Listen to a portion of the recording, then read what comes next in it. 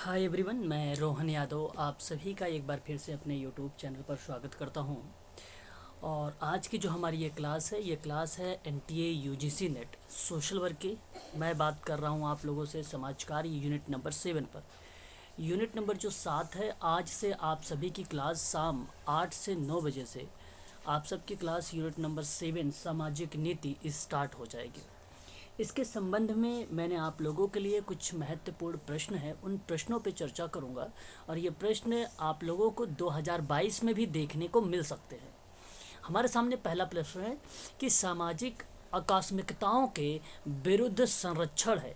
Option A है समाज कल्याण, option B है समाज सेवा, ऑप्शन सी है समाज कल्याण सेवा और ऑप्शन डी है सामाजिक सुरक्षा।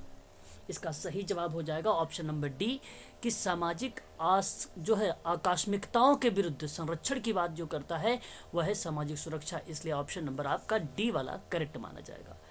वहीं अगर हम बात करते हैं क्वेश्चन नंबर सेकंड के बारे में कि भारतीय संविधान के किस अनुच्छेद में संघ या एक राज्य के कार्यों के संबंध में सेवाओं और पदों पर नियुक्ति के लिए अनुसूचित जातियों और जनजातियों के दावों पर विचार किया गया है।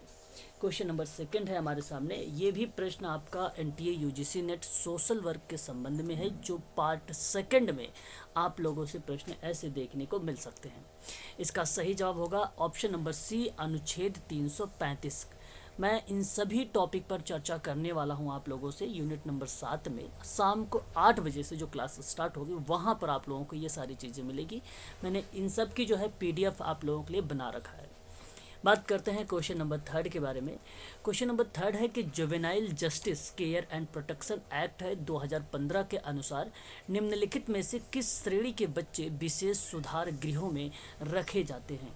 प्रश्न हमारे सामने तीसरा है और इसका सही जवाब जो होगा क्वेश्चन नंबर थर्ड का कानून भंग करने वाले बच्चे होंगे। क्वेश्चन नंबर थर्ड का सही जवाब ऑप्शन नंबर ए करेक्ट माना जाएगा। Juvenile justice care and protection act है ये 2015 का। इसी एक्ट में बताया गया है कि बच्चे विशेष यानी सुधार गृहों में रखे जाते हैं और वो बच्चे कौन से होंगे, जो कानून भंग करने वाले बच्चे होते हैं वही बच्चे रखे जाते हैं। ऑप्शन नंबर आपका थर्ड का ए वाला सही जवाब है।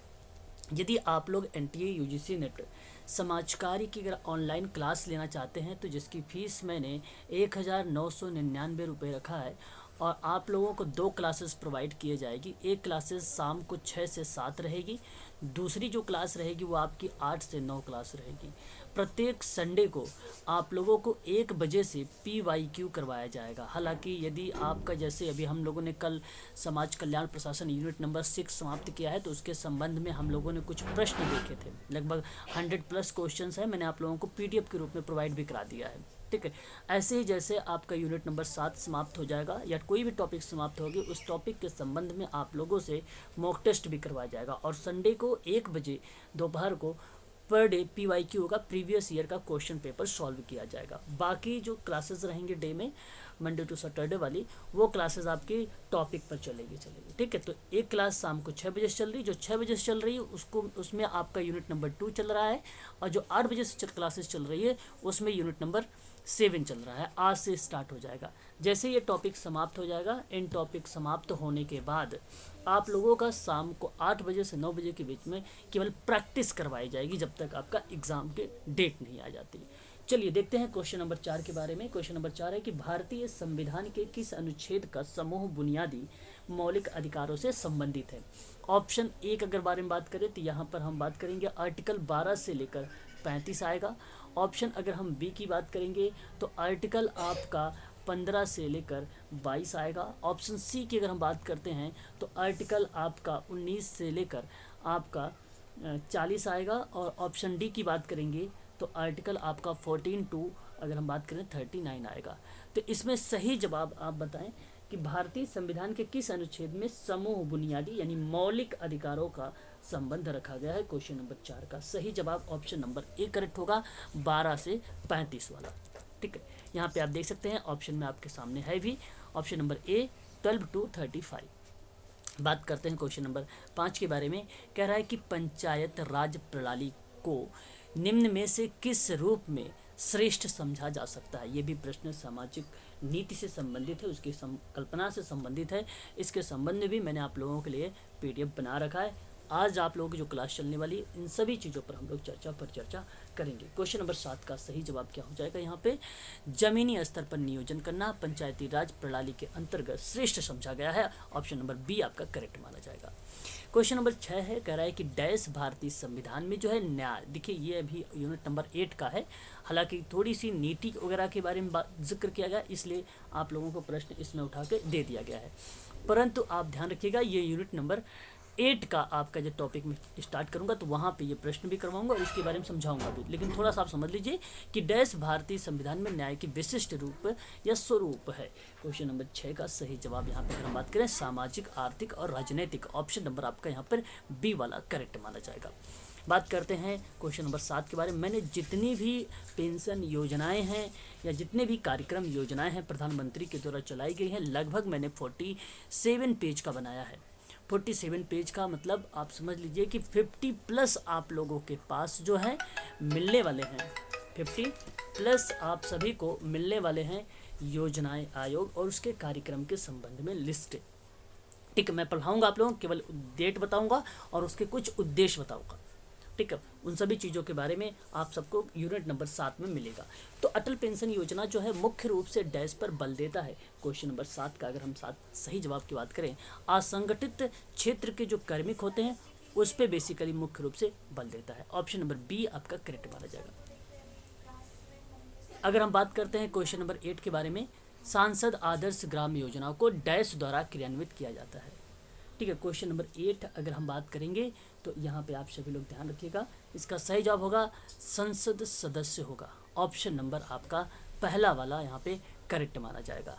वहीं अगर हम लोग बात करते हैं क्वेश्चन नंबर 9 के बारे में, क्वेश्चन नंबर 9 कहता है आपके सामने कथन को लेकर भी प्रश्न एग्जाम में पूछे जाते हैं कि रेहड़ी लगाने वाले स्ट्रीट वेंडर्स समाज का अभिन्न अंग है।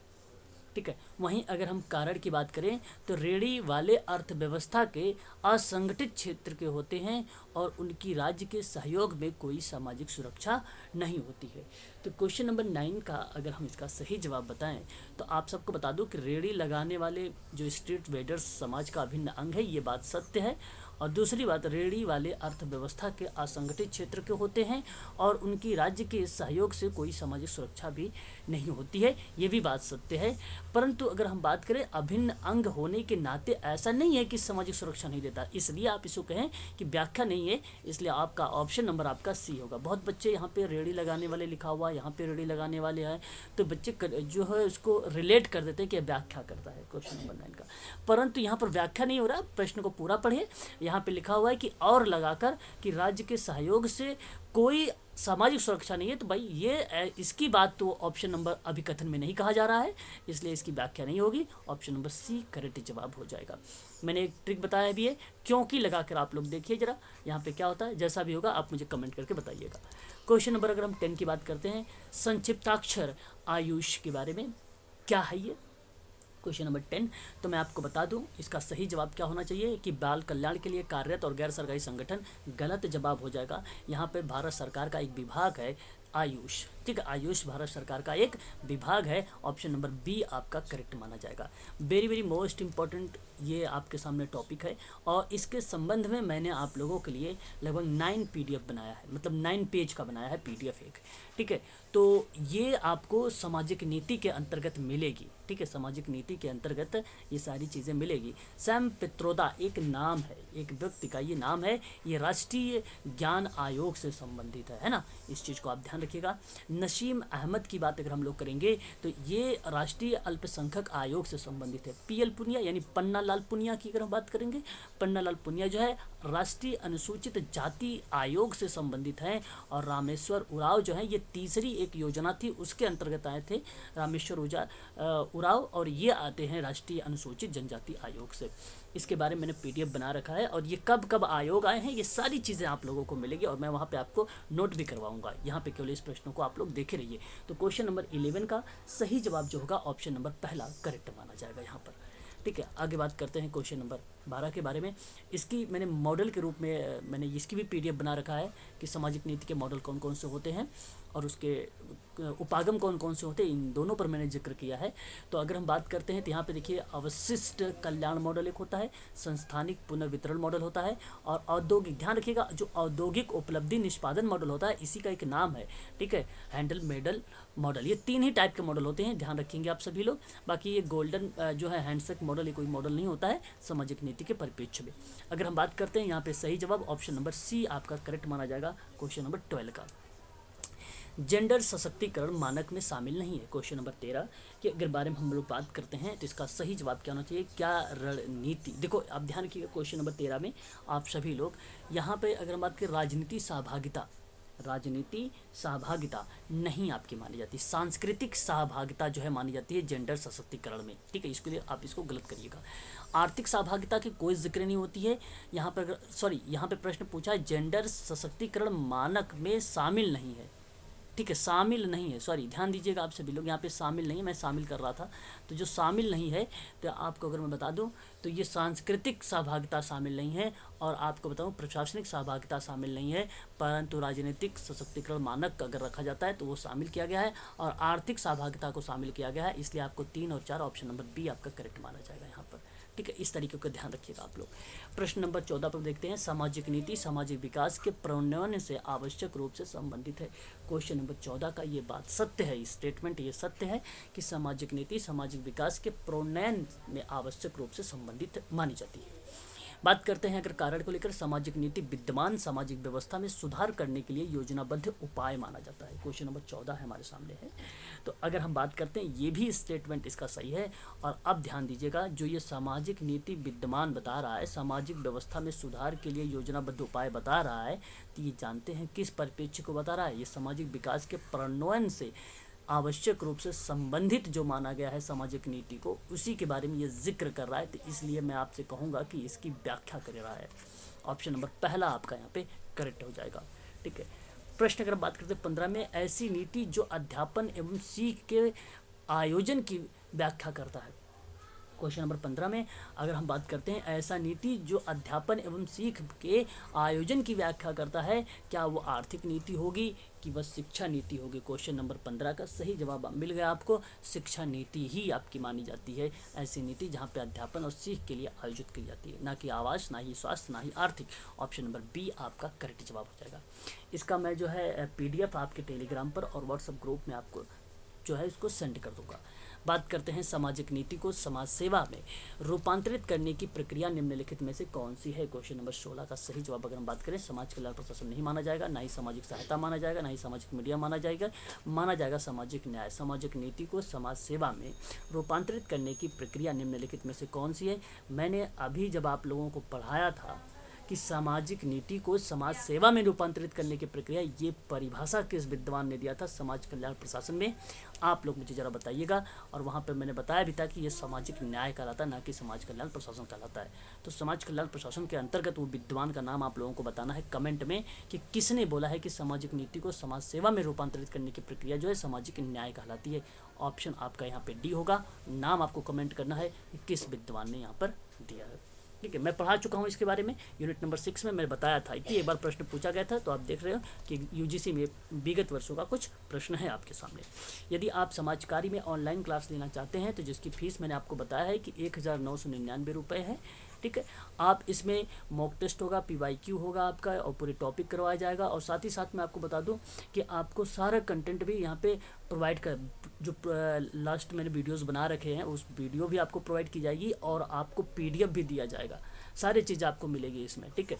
बात करते हैं जेंडर आधारित हिंसा की ऐतिहासिक प्रकृति किसकी पुष्टि करती है।